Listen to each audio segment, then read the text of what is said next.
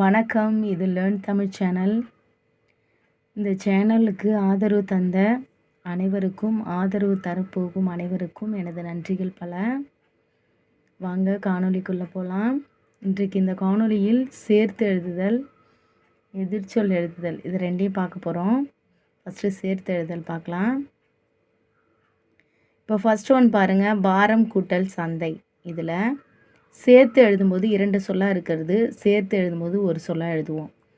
இதில் வாரம் அதில் இம்மு நீங்கி இந்தாண்ட சா வரதால் அதுக்கு இனமான மெய் எழுத்து அங்கே இச்சி தோன்றும். இப்போ வாரச்சந்தை அப்படிங்கிற வேர்டை அங்கே எழுதணும். அடுத்த செகண்ட் ஒன் பாருங்கள், பழமை கூட்டல் மொழி. இதில் மை விகுதி நீங்கிட்டு பழமொழி அப்படின்னு சேர்த்து எழுதணும். இப்போது கூட்டல் எல்லாம். தேர்ட் ஒன் பாருங்கள், இப்போது கூட்டல் எல்லாம். இதில் நிலைமொழின்னு சொல்லுவாங்க. அந்த கூட்டலுக்கு ஃபஸ்ட்டு வேர்டு நிலைமொழி, இந்த கூட்டலுக்கு அப்புறமா இருக்கிறது வருமொழி அப்படின்னு சொல்லுவாங்க. நிலைமொழியில் இருக்கிற தூ வந்து இத்து கூட்டல் உ தூ அப்படிங்கிற உயிர்மொழி எழுத்து கிடைக்கும். உயிர் வரின் இந்த கூட்டலுக்கு அப்புறமா வருமொழி உயிர் வருது இல்லையா, அப்போ இந்த நிலைமொழியில் இருக்கிற ஊ வந்து அந்த மெய்யை விட்டுட்டு ஓடிடும். அப்போ இத்து மட்டும் இருக்கும், இத்து கூட்டலையே தேவாமல் கிடைக்கும். அப்போ அதை சேர்த்து எழுதணும். இப்போதெல்லாம். அடுத்தது ஃபோர்த்து ஒன் பாருங்கள், பேசி கூட்டல் இருந்தால். இதில் கூட்டலுக்கு அப்புறமா இதில் நிலைமொழி பாருங்கள், பேசி அதில் கடைசியில் ஈ என்ற மெய் எழுத்து வந்து முடியுது. அப்போ ஈ ஐ வழி வந்து எவ்வும் அந்த எழுத்து வரும். அதனால் அங்கே எவ்வும் அந்த ஈ வருது பாருங்கள். பேசி ஈ ரு இருந்தால் அப்படிங்கிறது அந்த எழுத்து வரும்.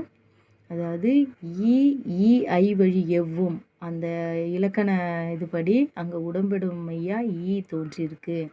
அடுத்தது பாருங்கள், வந்து கூட்டல் இருந்தது. இதில் பாருங்கள், இதுலேயும் வந்து கடைசி எழுத்து தூ வருது இல்லையா, இதுலேயும் வந்து அந்த தூ வந்து இங்கே உயிர் வரதால் அந்த தூ வந்து மெய்யை விட்டுட்டு ஓடிடும். அப்போ இத்து கூட்டல் ஈ வந்து தீயா மாறி அங்கே வந்திருந்தது அப்படின்னு எழுதியிருக்கோம் பாருங்கள். அடுத்தது பாருங்கள், ஓடி கூட்டல் ஆடி. இதுலேயும் பாருங்கள், இதில் ஓடி அதில் ஈ நிலைமொழி வந்து ஈயில் முடியுது இல்லையா, அப்போ அங்கே வந்து அதையே உடம்படிமை ஈ ஐ வழி எவ்வும் அந்த இதுபடி அங்கே யா ஓடி ஆடி அப்படின்ற எழுத்து அங்கே வந்திருக்கு பாருங்கள். அடுத்தது காலை கூட்டல் பொழுது. 2 சொல்லாக இருக்கிறது, ஒரு சொல்லாக எழுதும்போது நடுவில் வந்து அங்கே போ வரதால் இப்பு தோன்றி காலை பொழுது அப்படின்னு எழுதியிருக்கோம். அடுத்தது பாருங்கள், 8th ஒன் வரகு கூட்டல் அரிசி.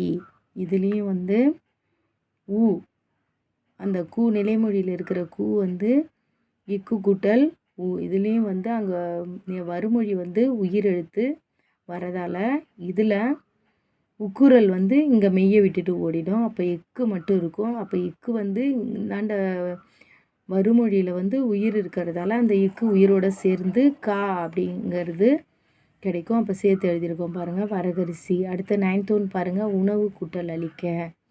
இதுலேயும் அதே மாதிரி தான் இங்கே ஊ வருது, இந்த வருமொழியில் வந்து ஆ வருது. அப்போ அங்கே உயிரெழுத்து வரதால் இந்த உக்குரல் வந்து மெய்யை விட்டுட்டு ஓடும். அப்போ இவ்வு மட்டும் இருக்கும்.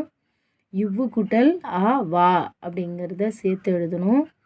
அடுத்தது பாருங்கள், அரசு கூட்டல் ஆட்சி.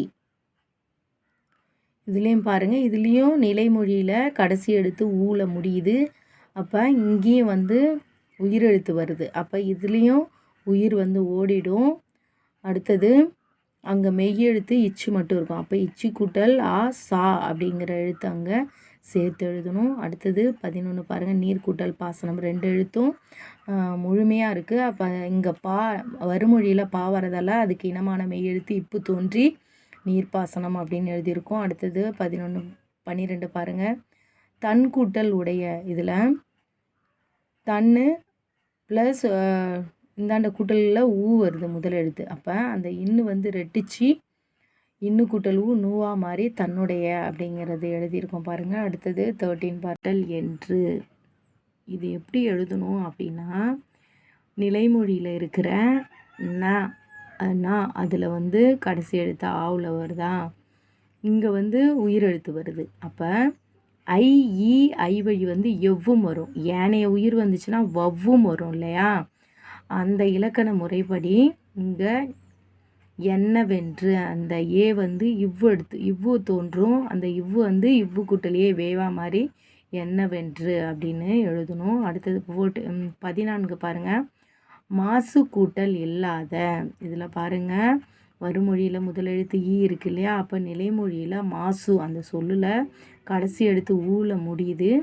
அப்போ இதில் இருக்கிற சூல இருக்கிற ஊ வந்து அந்த மெய்யை இச்சை மட்டும் விட்டுட்டு அந்த ஊ ஓடிடும். இங்கே உயிரெழுத்து வரதால் இப்போ இச்சி கூட்டல் ஈ சீயா மாதிரி மாசு இல்லாத அப்படின்னு எழுதியிருக்கோம். மின் கூட்டல் அஞ்சல்.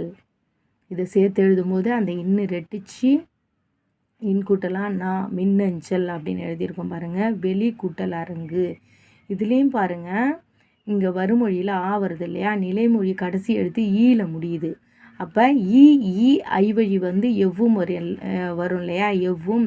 அப்போ ஈ தோன்றி ஈ கூட்டலா யாவா மாதிரி வெளியரங்கு அப்படின்னு எழுதியிருக்கோம். அடுத்தது 17 பாருங்கள். தாயம் கூட்டல் விளையாட்டு. இதில் அந்த நிலைமொழியில் வர இம்மு நீங்கி அப்படியே எழுத வேண்டியதான் தாய விளையாட்டு அப்படின்னு.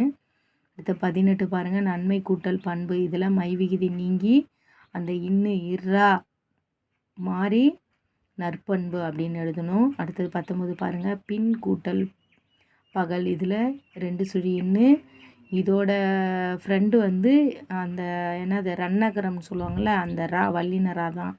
அப்போ இந்த இன்னு நீங்கி அந்த அதோட ஃப்ரெண்டு வந்து இரு இங்கே வரும், வல்லின இரு, பிற்பகல் அப்படின்னு மாறி ஒரே சொல்ல எழுதியிருக்கோம் பாருங்கள். அடுத்தது 20 பாருங்கள். ஈ கூட்டல் கடிதம். இதில் இக்கு சேர்த்து இக்கடிதம் அப்படின்னு எழுதியிருக்கோம் பாருங்கள். அடுத்ததாக எதிர்ச்சொல் பார்க்கலாமா? வாங்க பார்க்கலாம். ஃபர்ஸ்ட் ஒன் உயர, அதோட எதிர்ச்சொல் தாழ. செகண்ட் ஒன் விழுந்து, அதோட எதிர்ச்சொல் எழுந்து. தேர்டு ஒன் பழைய, அதோட எதிர்ச்சொல் புதிய. ஃபோர்த்து ஒன் கவலை, அதோட எதிர்ச்சொல் மகிழ்ச்சி. ஃபிஃப்த்து ஒன் சத்தமாக, அதோட எதிர்ச்சொல் மெதுவாக. சிக்ஸ்த்து ஒன் தொடக்கம், அதோட எதிர்ச்சொல் முடிவு. செவன்த்து ஒன் தாழ்ந்த, அதோட எதிர்ச்சொல் உயர்ந்த.